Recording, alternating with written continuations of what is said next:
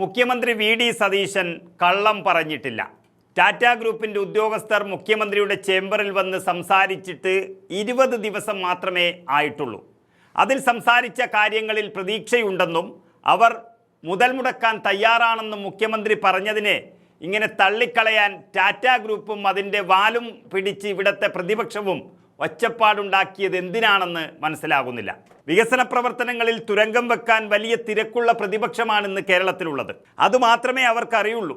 2016 മുതൽ 10 വർഷം ഈ സംസ്ഥാനം തുടർച്ചയായി ഭരിച്ചിട്ടും പേരെടുത്ത് പറയാൻ പറ്റുന്ന ഒരു വികസനം പോലും കേരളത്തിൽ നടന്നിട്ടില്ല. ആകെ 10 വർഷം ഒരു റെയിൽ വരും കേട്ടോ എന്നും പറഞ്ഞ് നടന്നു. അവസാനം പോകുമ്പോഴേക്കും അതിനുവേണ്ടി നാട്ടിയ മഞ്ഞക്കുറ്റി പോലും അവിടെ കാണാനുണ്ടായിരുന്നില്ല. അതല്ലാതെ ഉമ്മൻചാണ്ടിയുടെ മെട്രോ റെയിലിന് നീളം കൂട്ടിയതും അതേ ഉമ്മൻചാണ്ടിയുടെ വിഴിഞ്ഞം പദ്ധതിയിൽ വേദിയിൽ ഇരുന്നതുമല്ലാതെ മറ്റൊന്നും ചെയ്തിട്ടില്ല. പണ്ടത്തെ മെഡിക്കൽ കോളേജിൽ OP തുടങ്ങാൻ പോലും ഈ 10 വർഷം ഇവർക്കായിട്ടില്ല. എന്നിട്ട് വിളിച്ചു കൂവുന്നത് ടാറ്റ ഗ്രൂപ്പിനെ ഒഴിവാക്കിയ സന്തോഷത്തിലാണ്. എന്നാൽ സതീശൻ സർക്കാർ പറഞ്ഞത് പ്രവർത്തിക്കുമെന്നുള്ളതാണ്. ഇത്രയും വലിയ വികസനത്തിൻ്റെ സൂചന ആദ്യ 2 മാസങ്ങൾ കൊണ്ട് തന്നെ ലഭിച്ചതിനാലാവണം ഇടതുപക്ഷം വിരളി പൂണ്ടിരിക്കുന്നത്. എന്നാൽ ടാറ്റ ഗ്രൂപ്പ് ഇവിടെ വരികയും ചെയ്തിരുന്നു, കപ്പൽ നിർമ്മാണശാലയെ പറ്റി സംസാരിക്കുകയും ചെയ്തിരുന്നു. അവർക്കൊക്കെ ബിസിനസ്സാണ്, കള്ളം പറയാം. പക്ഷേ ഇതൊരു സർക്കാരാണ്, ജനങ്ങളെ വിശ്വാസത്തിലെടുക്കേണ്ടതുണ്ട്. അതുകൊണ്ട് തങ്ങൾ കള്ളം പറഞ്ഞതല്ല എന്ന വ്യക്തമായ തെളിവ് ചിത്രങ്ങൾ സഹിതം വ്യവസായ മന്ത്രി കുഞ്ഞാലിക്കുട്ടി തന്നെ ഇതെല്ലാം പുറത്തുവിട്ടിരിക്കുകയാണ്. അതായത് വിവിധ പദ്ധതികളിലൂടെയും വിവിധ നിക്ഷേപകരിലൂടെയും വരും വർഷങ്ങളിൽ ഈ സംസ്ഥാനത്തേക്ക് ആകർഷിക്കാൻ ലക്ഷ്യമിടുന്ന ആകെ നിക്ഷേപത്തിൻ്റെ വ്യാപ്തിയെയാണ് ഈ പറഞ്ഞ 10,000 കോടി എന്നുള്ളത്. അല്ലാതെ ഏതെങ്കിലും ഒരു സ്ഥാപനവുമായി ഇത്രയും തുക ഏക നിക്ഷേപ കരാർ അന്തിമമായി ഉറപ്പിച്ചിട്ടില്ല എന്നും വിശദീകരിക്കുകയാണ്.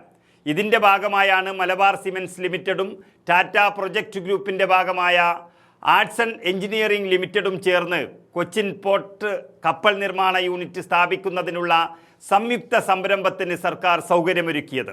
അതിൽ കൊച്ചിൻ പോർട്ട് അതോറിറ്റി അതിനാവശ്യമായ ഭൂമി ലഭ്യമാക്കുകയും പ്രാഥമിക വികസന പ്രവർത്തനങ്ങൾ ആരംഭിക്കുകയും ചെയ്തു കഴിഞ്ഞു.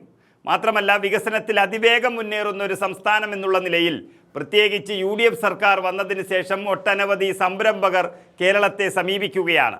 അതുപ്രകാരം ടാറ്റ പ്രതിനിധികളുമായി ചർച്ച നടത്തിയെന്ന് മുഖ്യമന്ത്രി വി.ഡി. സതീശൻ പറഞ്ഞത് കള്ളമല്ല എന്ന് വ്യവസായ മന്ത്രി P.K. കുഞ്ഞാലിക്കുട്ടി തെളിയിച്ചിരിക്കുകയാണ്.